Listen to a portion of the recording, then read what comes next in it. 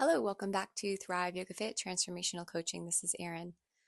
So, this podcast is going to be a little short and sweet. I am leading a yoga teacher training and I'm moving and I'm picking up my dad tonight at the airport, and I have band practice in a little while. And so, I had a lot of variables that hopped into my schedule that prevented me from recording the myofascial therapies part 2, but that will be coming next week. But I wanted to give you a little something to hang on to. And so life is going to throw you curveballs. And when that happens, a lot of the times the nervous system gets rattled, we get kind of overwhelmed, and then the old stories, the old files start coming into the foreground of our mind. And sometimes we'll dictate our decisions to maybe give up on ourselves or give up on something prematurely because we're overwhelmed. We see no way out. And this is something that has happened to me, in relationships, in situations. And it's very important to have a North Star that you develop within yourself and or you have in a teacher or with a friend or with a spiritual community. So this weekend I had to sit down with a couple of my trainees because some hard stuff came up. They had some pain issues in their body, but they were willing to listen to me. They were willing to sit down with me and then even let me work on them. And by doing that, we were able to alleviate their pain, drop them back into a balanced nervous state system, and they were able to continue doing what they love. We can get caught up in the mind and we can start to doubt ourselves. And that happens to me too. But one thing I've learned through years of pushing through difficulties and years of sitting through discomfort is that discomfort is going to come up, and changing our relationship with it is important.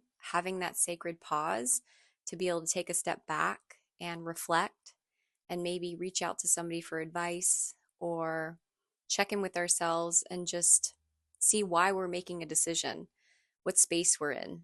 If we're overwhelmed or in a space of fear, that's not a good place to make a decision from, because almost always we're going to sell ourselves short. And so this happened to me this weekend. I was able to pull myself out of it from years of practice. This happened to some of my students this weekend. They were able to take counsel from me and able to continue on their way. So if you don't have it within you developed all the way, having a coach, having a teacher, having someone to help be your North Star, and even if you have that North Star inside of you, sometimes it's necessary to reach out to other people so that you can continue on your path, so you don't make a decision in the moment that you're going to regret later.